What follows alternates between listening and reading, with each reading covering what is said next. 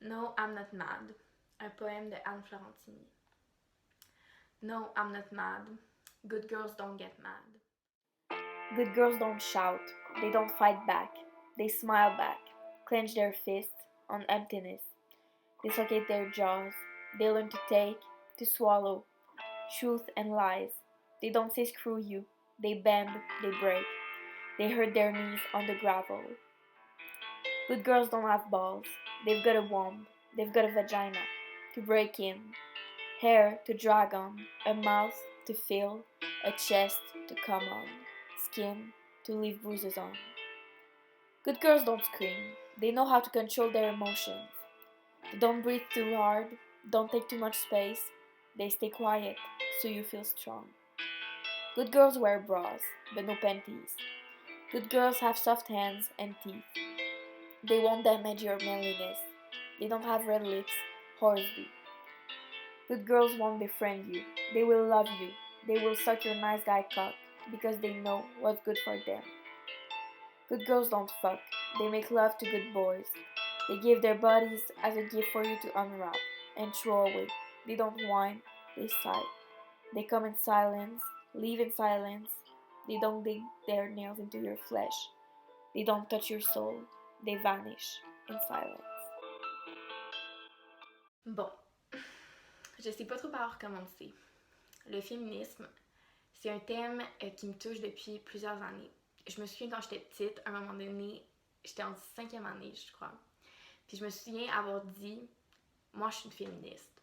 Puis à ce moment-là, je comprenais pas trop la portée de ce thème-là. Puis finalement, quand j'ai grandi, quand j'ai commencé à me développer, j'ai commencé à comprendre la portée de ce terme-là, puis la place que le féminisme occupait encore dans notre société. Honnêtement, aujourd'hui, il y en a qui peuvent dire que le féminisme, on n'en a plus besoin, puis que les hommes et les femmes sont égaux.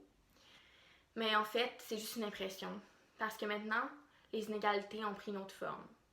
Ils ont pris la forme de la culture du viol, ils ont pris la forme des restreintes des droits à l'avortement, ils ont pris la forme de l'hypersexualisation.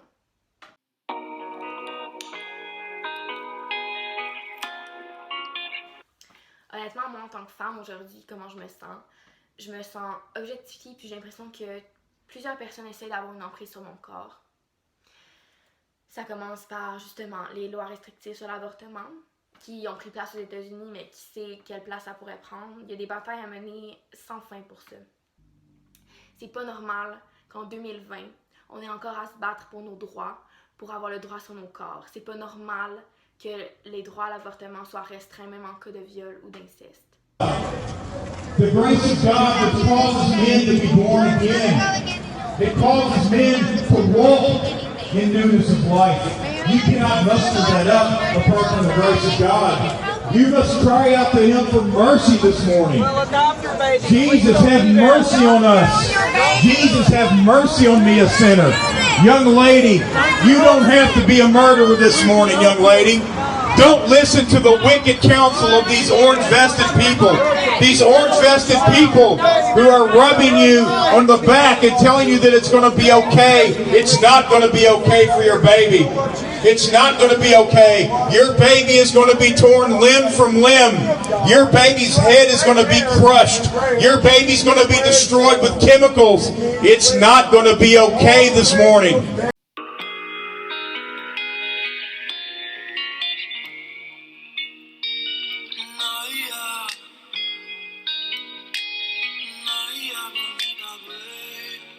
C'est pas normal qu'encore dans plusieurs pays, l'avortement n'est pas encore un droit acquis.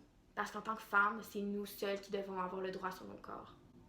C'est pas normal que des hommes veuillent s'approprier nos corps. Donc au cours de la réalisation de mon projet, j'ai eu la chance de m'entretenir avec plusieurs femmes vraiment inspirantes. J'ai eu des discussions super enrichissantes avec elles sur le féminisme, sur le corps des femmes et sur tous ces enjeux-là qui englobent ça.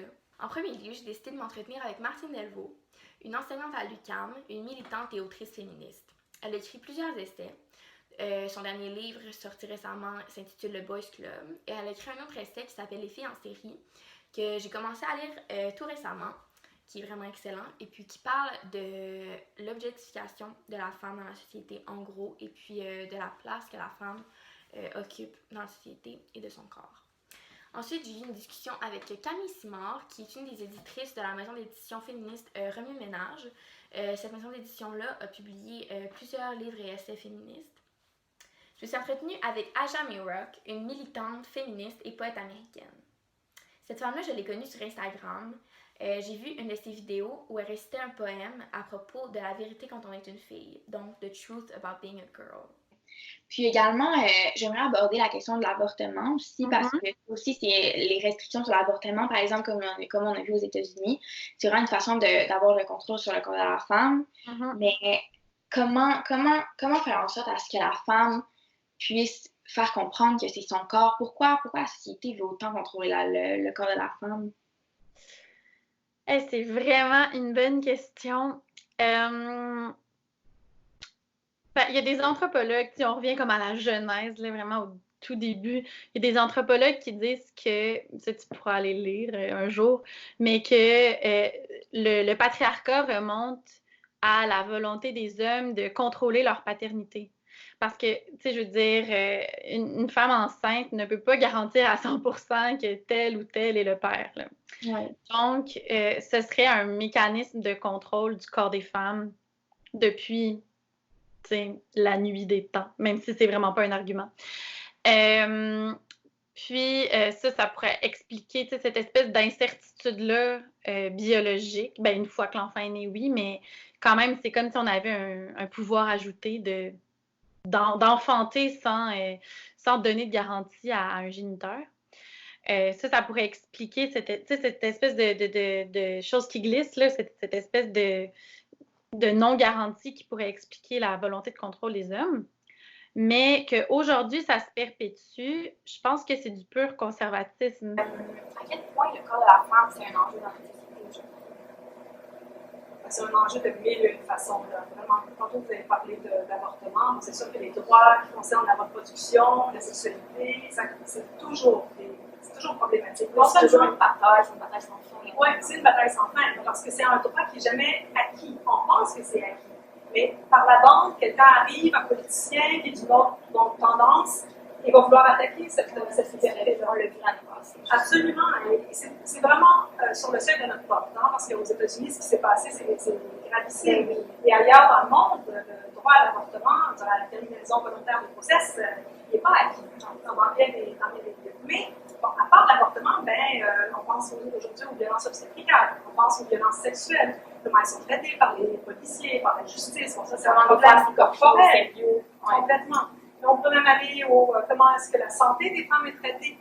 Les femmes qui souffrent de douleurs chroniques vont être moins souvent prises au sérieux par les médecins. When your body is controlled by someone that is not you, when it's controlled by a country or a state or a government, you learn to exist in a world where you don't feel like you are able to have control over your life and your decisions. Aujourd'hui dans la société, je m'interroge beaucoup sur la culture du viol. C'est quoi la place que ça prend? Aujourd'hui, quand une victime d'agression sexuelle dénonce, il y a plusieurs personnes qui vont essayer de la blâmer. Il y a plusieurs personnes qui vont lui demander comment elle était habillée. Comme si son habillement, ça faisait en sorte qu'elle était coupable d'elle-même s'être fait agresser. C'est dégueulasse parce qu'en fait, la seule raison d'un viol, c'est le violeur. Moi, je pense que c'est pas normal qu'en 2020, la culture du viol soit autant présente. Ça prend plusieurs formes. La culture du viol, c'est aussi justement avoir peur de rentrer la nuit chez soi parce que justement, on a fini par avoir l'idée que c'est normal d'avoir peur. C'est pas normal d'avoir peur. C'est pas normal de tenir ses clés dans ses mains pour être sûr de prendre le moins de temps seul dehors possible. C'est pas normal de garder le 911 en numéro d'urgence dans sa main quand on marche toute seule le soir.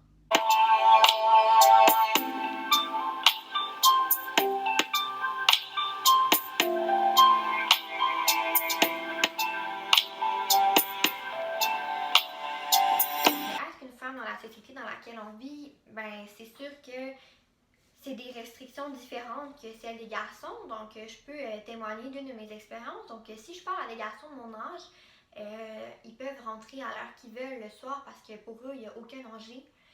Pour nous, je trouve ça extrêmement dérangeant, même triste de savoir que quand je sors de mon travail à 22 heures, je suis inquiète. Je suis inquiète puis je suis stressée de rentrer chez moi parce qu'il fait noir puis je me demande est-ce que c'est dangereux? Je trouve ça inquiétant de voir que mon père doit me demander de lui écrire quand je sors du travail, par exemple, pour s'assurer que je sois en sécurité. Puis c'est fou, mais même les parents, d'une certaine façon, ils font cette protection-là envers les filles plus que les garçons, sachant qu'il y a un danger plus propice vers les femmes que les garçons parce que c'est comme ça. Also, I wanted to talk about rape culture in our society because it's really there today, and we live in a society that makes a woman ashamed of herself, even if she was sexually assaulted, and we make her feel like it's her fault. So, what is rape culture today, and what creates it? I think rape culture is built on this normalization that rape is normal or not a big deal. And it's also this normalization that it is okay to inflict violence on a body, on a gender, on a sexuality. And, rape culture is very different, I think, for all sorts of people, depending on how you identify in this world. But I think the foundation of it is that it is normal to inflict pain. And if we're just talking about women now, like, it is normal to inflict horrific violence on a woman's body, and that it's not a big deal. And so much of rape culture is built on different systems that have failed, if we're talking about women in this case, women. So, at least in the US, like the criminal justice system has really failed so many women when it comes to people reporting their rape or their sexual assault. And then in media, oftentimes you'll see rape jokes being very pervasive, or you'll see scenes where women are taken advantage of in a way that maybe isn't sexual assault yet, but it is on the path there. It is very violent and non-consensual. And then I think another aspect that I'm really I'm very interested in looking at is the fact that, we in school, at least for when I was younger, we would have health class where we would learn about sex and our bodies, but we would never learn about consent. No. And yeah. And it's crazy to me because I think this silence around sex and around consent is a huge problem, because at some point, most people will have a sexual encounter or experience. And the fact that we never have an education, and my parents didn't talk to me about what consent was because they didn't learn what it was. And so I never had an education around that. And I really think that because you can't control where someone comes from, you can't control what they're being told at home, but if you have education in school that is really unpacking the many layers of relationships, sexual experiences, and consent, that rape culture would not be able to thrive as much, because at least people would be getting an education about it from somewhere. Je pense que la culture du viol, c'est vraiment une manière de nommer le continuum de violence. On arrête de penser que le viol, c'est ce qui se passe dans une allée noire entre deux inconnus, mais c'est pas ça le viol. Le viol, la plupart du temps, il se passe dans une maison privée et c'est commis par quelqu'un qu'on connaît. Donc, la culture du viol nous permet de nommer non seulement cette affaire-là, mais nommer tout ce qu'on a voulu, tout ce qu'on a appelé les zones grises, mais les zones grises, c'est aussi des zones de violence. Et c'est de dire, mais la violence qui en passe par la publicité ou qui en passe par un film, un nombre de fois on voit des scènes de viol dans un film, ou on voit des femmes assassinées, ça fait partie d'un climat. La culture du viol, c'est un climat. On vit dans ce climat-là, où non seulement les femmes sont des objets de violence et de violence sexuelle prioritairement, mais on les diminue, on ne prend pas leurs paroles, on les dévalue, et on les rabaisse au niveau d'objets, un objet à consommer, à s'échanger, à marchander. Je trouve ça malsain parce que c'est comme si on donnait des prétextes aux violeurs. Puis ça, je trouve ça vraiment malsain parce que ça fait juste faire en sorte que si une femme est agressée, c'est elle, c'est sa faute, alors que pas du tout. Et ça revient à ce qu'on disait sur le code vestimentaire. Hein? Pourquoi est-ce que tout d'un coup on dit que c'est aux filles de se rhabiller plutôt que de dire aux garçons, mais portez des bandeaux sur vos yeux? Ouais. Je ne sais pas, mais à un moment donné, si c'est ça la logique. C'est totalement absurde. C'est absurde, c'est complètement absurde. Et en projetant ça sur les ados, on installe la culture du viol. C'est ça qu'on est en train de faire. On est en train de dire aux garçons, voyez ce que vous pouvez penser. Nous, on le pense comme adultes, pensez-le comme jeunes, mais les ados entre eux, ils ne le pensent pas forcément. Là. c'est vraiment la société qui impose vraiment une manière de penser. Je pense vraiment. Ouais.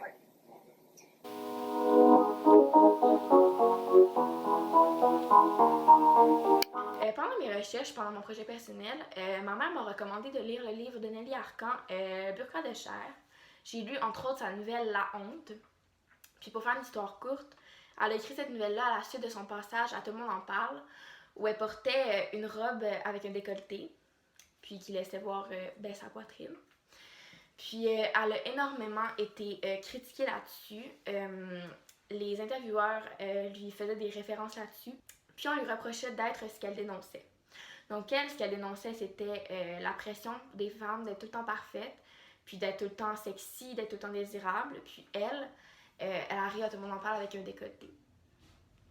Bon, personnellement, je trouve ça totalement ridicule parce qu'une femme peut dénoncer ça tout en voulant se mettre un décolleté. Puis c'est quoi un décolleté au fond? Elle parle de la honte qu'elle a ressentie après son passage à l'émission, mais cette honte-là est tellement hypocrite. Ce sentiment de honte qu'on lui a fait sentir, c'est tellement hypocrite au final, parce que la société demande aux femmes d'être désirables. La société montre aux femmes une image de corps sexualisé, puis on demande à la femme d'être toujours désirable au final. Puis lorsque la femme se montre un peu, on lui fait ressentir de la honte. Donc, notre société est au final tellement hypocrite. J'ai lu la nouvelle La Honte de Nelly Arcan récemment. Puis, où il y a une petite affaire qui m'a vraiment remarqué, c'est ses regards la déshabiller en même temps qu'il rejetait sa nudité. Oui, puis ça démontre vraiment qu'on consomme cette image-là, mais en même temps, on veut pas consommer ça, on rejette ça. Oui, c'est-à-dire qu'on peut la consommer, mais si c'est une femme qui choisit de l'incarner, ça c'est inacceptable. Et c'était le problème dans le Nelly Arcan, si on veut. Elle, c'est comme si elle disait, c'est ça l'image que vous voulez des femmes, vous voulez qu'on ait des seins refaits, des lèvres refaites, vous voulez qu'on soit blonde, vous voulez qu'on porte des vêtements serrés, vous voulez tout ça. Mais, voyez, je le fais, je l'incarne, je me suis barbifiée pour vous, et là, vous me rejetez. C'est ça. Là, je ne suis pas intelligente, je ne fais pas mes livres, je suis pas... Donc, elle a fait la preuve de sa faire-le-pied. Comme vous l'avez dit, c'est une hypocrisie, c'est une sorte de perversion sociale.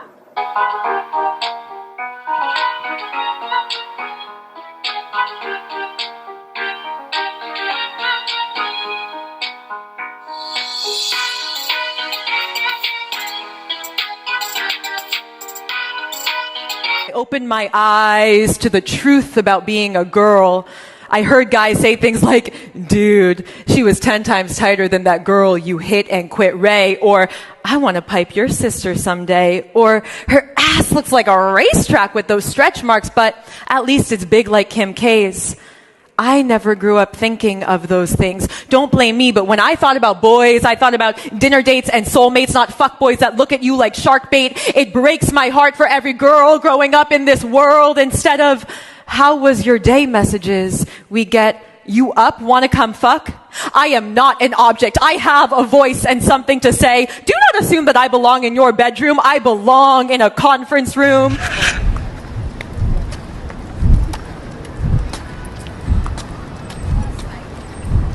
How you doing today? Wow. That's not good. Wow. What's up, beautiful? Have a good day. Hey, what's up, girl? How you doing? Somebody's acknowledging you for being beautiful.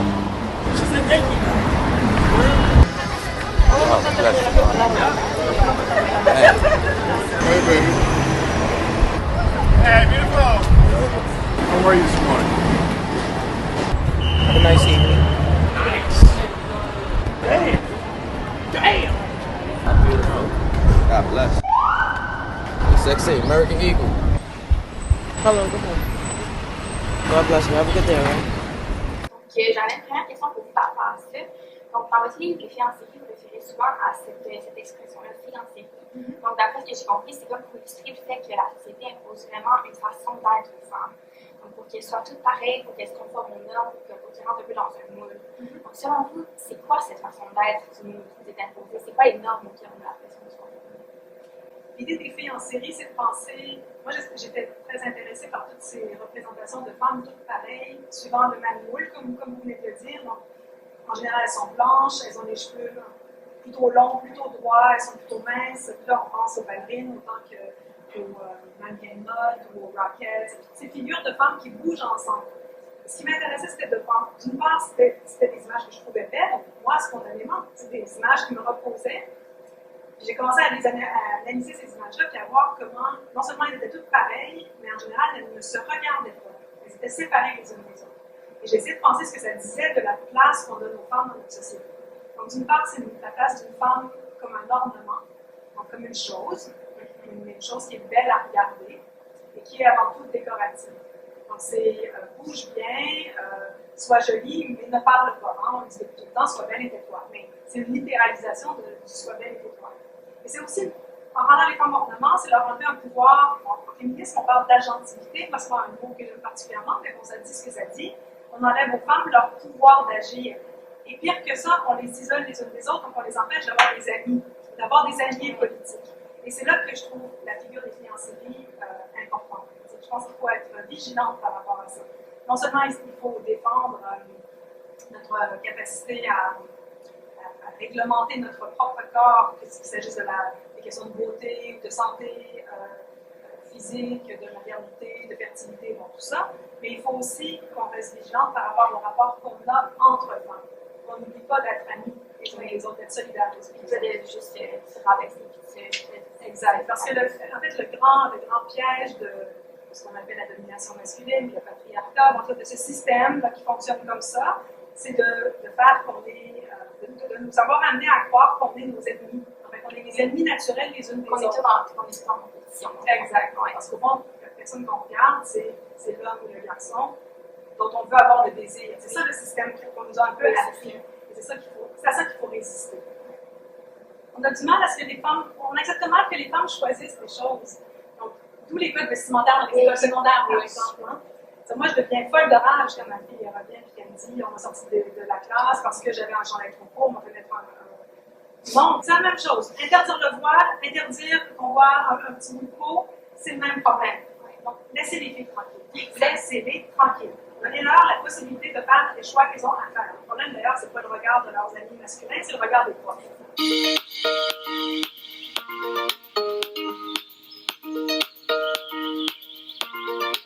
There's a lot of videos of you where you talk about the truth about being a girl and all feminist issues. For you, what is the truth about being a girl, really? For me, I think I've written so many poems, as you know, about what I think it's like to be a girl in this world today, and the many variations of it. Because, you know, being a girl is not just one thing, and being a woman is not just one thing. I think at the end of the day, I think the truth about being a girl is that we as girls and as women have this inherent resilience within us. We are able to persevere. We are able to do so many incredible things, and we are such strong, resilient people. And so I think no matter what society throws at us, whether it's these constructs around, you know, gender and sexuality and misogyny and sexism, whatever it is that we experience at different levels every day, we are such resilient people. And I really think that is the truth about being a girl, is that no matter what, we will persevere. We will keep fighting for a more equal and better world for all people. And yeah, I think that's kind of what I would say. I had a last question for you. Sure. How do you feel as a woman in our society today? That's a great question. I feel like how I feel as a woman has changed with every year as I get older. So when I was 16, I felt one way. When I was 19, I felt a different way. And now at 24, I feel entirely different. So I'm sure that whatever I say, it's going to keep changing. But right now at this very point, I feel very resilient and very strong. I feel vulnerable, but I feel okay in my vulnerability. And I do feel hopeful. Puis, qu'est-ce qu'on peut faire pour améliorer ça? Ben, ce que vous faites là, ce que vous faites là, d'y réfléchir, de poser des questions, de vous interroger, de suivre, je sais pas, votre baromètre intérieur qui vous dit, ben ça marche pas, c'est pas correct, mais pas de pas tomber dans une sorte d'exigence qui serait qu'il faudrait que vous soyez d'une certaine façon pour échapper à ça. Soyez comme vous voulez être. Vous voulez vous maquiller, vous maquillez. Vous voulez pas vous maquiller, vous maquillez pas. Vous voulez avoir les cheveux longs, les cheveux courts, les cheveux verts. On s'en fout. Faites ce que vous voulez faire. Suivez votre ligne. Mais arrêtez jamais de penser à ce qui se passe autour de vous. Questionnez tout. Gardez votre regard critique le plus possible. Après, versez pas dans la culpabilité. C'est pas possible. Donc au final, moi je comprends pas pourquoi la société s'attend tellement à ce que les femmes font avec leur corps. Je ne comprends pas pourquoi c'est tellement un enjeu parce que c'est nous qui décidons ce qu'on fait avec notre corps. Donc lâchez-nous simplement, s'il vous plaît.